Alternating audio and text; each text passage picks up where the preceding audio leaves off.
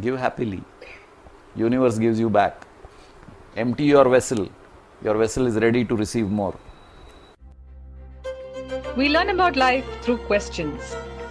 How do we manage that in a relationship? Can it also affect the circumstances? Are they able to really understand anything? Why all these three things are linked together? So what do we do with social media? To answer some of these, Mr. Praveen Mankar, founder of Pratibimb Charitable Trust, brings to you Face to Face. This week we are talking about the power of giving. Life's persistent and most important question is, what are we doing for others?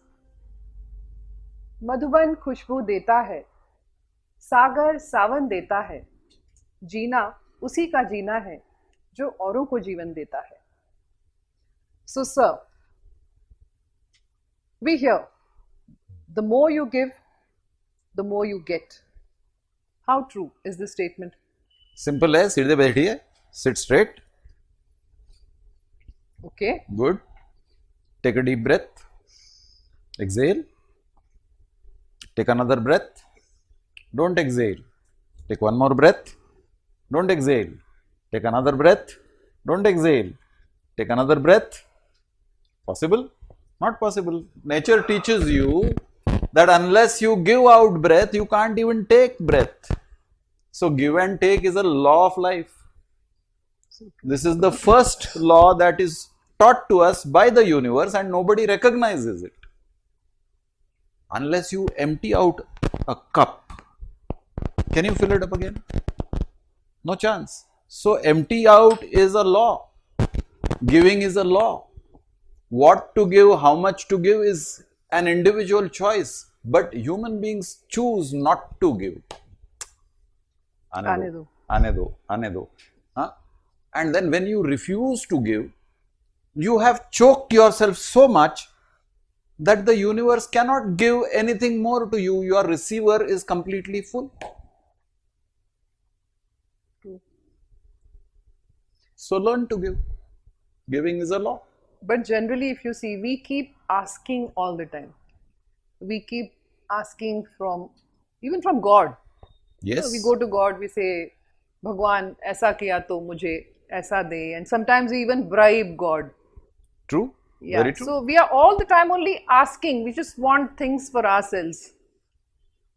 So what's the question? So the question is that, I say, going to the God and asking like, do this for me, do that for me, does that really help?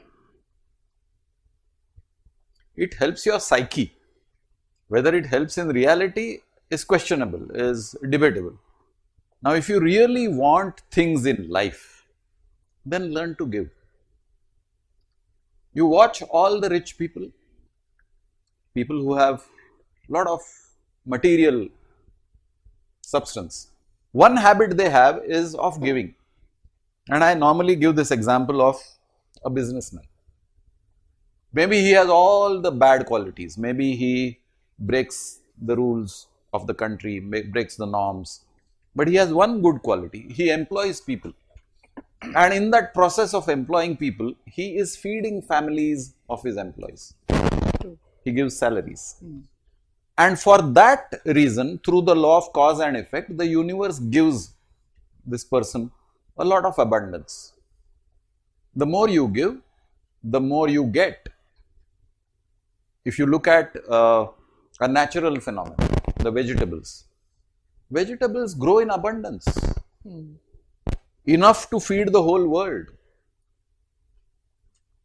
You ill-treat vegetables. You cut them, you boil them, you fry them, you waste a lot of food. And the vegetables have no complaints. Nothing changes. Yeah. And because they are constantly supplying to the higher kingdoms, when I say higher kingdoms, I mean the animals and the human beings, vegetables are blessed with abundance. The universe blesses vegetables with grow in abundance. You want to grow in abundance? Learn to give. Human beings are afraid to give. If I give, I will become poor.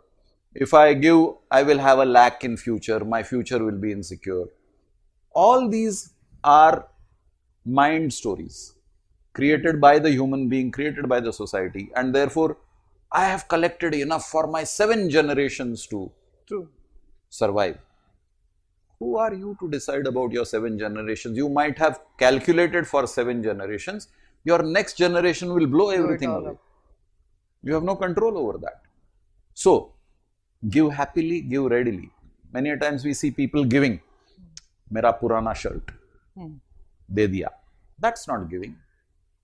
You are disposing of something which you That you didn't didn't want. want. You really want to give a shirt, go and buy a new shirt and give. That is giving. So, giving also has categories.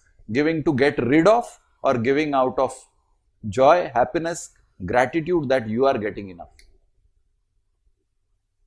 You exhaled just now because you had no choice. Your chest got choked because you were inhaling. Now out of compulsion you have to exhale.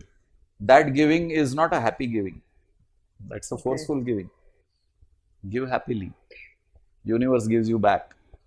Empty your vessel. Your vessel is ready to receive more. And how much more do you want? As much as is your vessel size. You cannot collect more than your vessel size. So what are you calculating? 7 generations, this and that. It doesn't help. Doesn't make sense.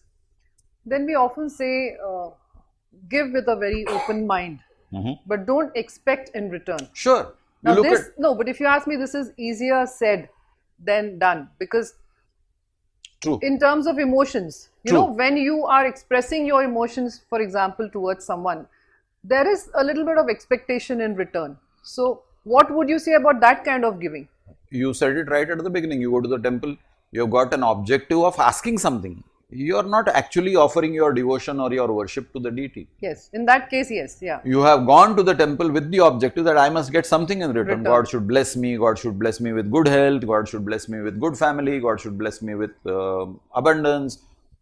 So you want something in return. You have not gone there purely, God, I am happy and thankful that you have given me a lot of things in life. I have come here simply to express thanks. No, we are not trained that way. And today's society is even more materialistic. Even when you give a gift, there is a concept of return gift. Yes, yes. So the joy of giving is diluted because you are also receiving. But this has a different aspect. A lot of parents feel, especially about return gifts, that you are teaching your child to give also, not just receive. For example, on birthdays, what we observe this, that kids tend to only receive gifts. So this concept of return gifts was actually, a lot of parents think that is a concept of giving, that you also give in return. So, Yes. you know, there's a little confusion there. To an extent, you are right. But what it cultivates is a culture of contract. Ah, okay. When you So it say becomes give, like a when give you and say take. give and take, it's a Ah, contract. कि okay. भैया जी आलू कैसा दिया 40 रुपया kilo, so ये 40 रुपया आप लो, 1 kilo आलू मुझे दो. दो. Ah, okay. So you are cultivating that feeling of contract. When you say give, you give with nothing expected in return. That is giving. The minute you have an expectation of return, now people go to parties with an expectation that I'll get a return gift. That's true. That's true. Then the whole concept of giving unconditionally is diluted. You look at relationships, people give love. It's not unconditional love. There is an expectation in return. If I say I love you, then I am expecting something in return. For my love, what will you do for me? Is at the back of the mind. Then you are not following universal law of giving. Okay. No, and today's world, you know, greed and material gains have taken such a forefront. People are like all after getting material things and stuff like that. So I'm then, always standing like this. correct. So how do we bring in this culture of giving, of thanking? How do we improve the situation? Only through experience, because anything you try to tell or teach is considered as preaching. Nowadays the generation Exactly. says Gyan mat do. Gyan mat do. Huh? Haan. So it's only when you experience that by giving my life has changed for the better. It can only be experienced. Now when you are going to school at the primary school level, there is a weight of 10 years before you get a school leaving certificate.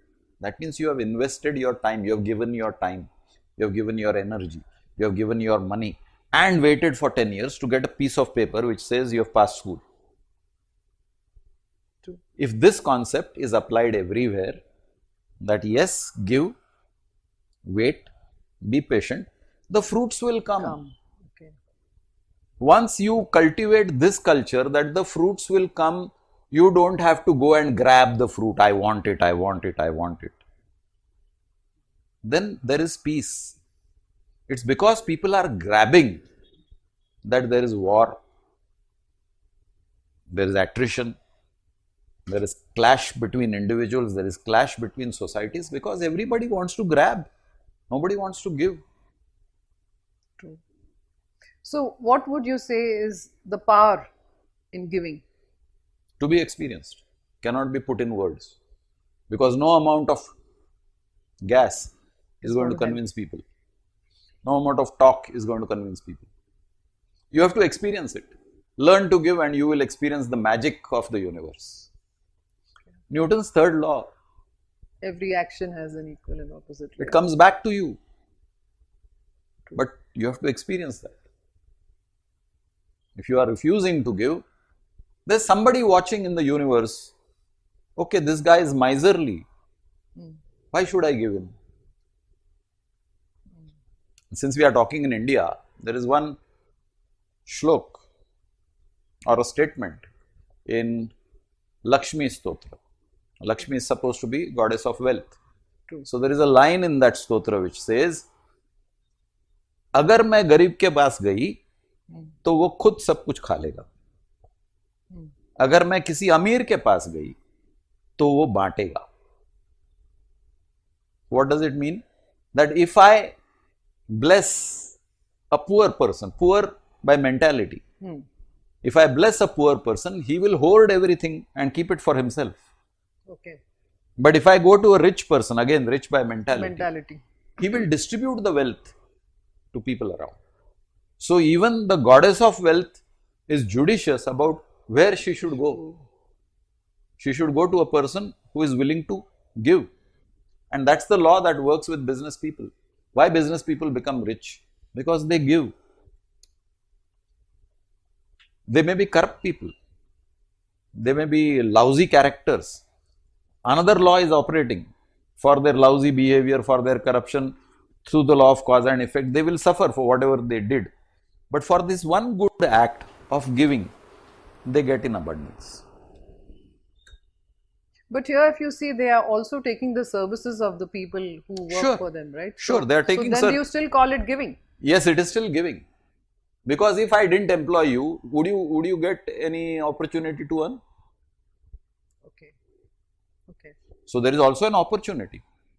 Right. When you have been employed, you have been given an opportunity to earn and take care of your family. Money that you got is for the service. Okay. But I gave you an opportunity. What did you give me for that? Okay. That's a different take. Okay. So what would you say, like, what is the joy in giving? Experience. I cannot describe to you the joy in giving. I can describe to you how this tea tastes. Sure. Wow, this is a flavor that is out of the world. The sugar content is absolutely apt. The decoction is perfect. The temperature is fine. And I don't allow you to drink your tea. Will you get the fun of enjoying this tea by my description? The fun comes when you taste your tea. You experience the taste. My description of the tea will not give you the fun of that tea. Your experience in giving cannot be described by me in words. So true. When we give cheerfully and accept what comes to us gracefully, everyone is blessed. And moreover, no one ever has become poor by giving. So from this moment on, just give, and give whatever you can. If you have some questions about life, please connect with us. Do not forget to like, share, subscribe, and press the bell icon for weekly updates.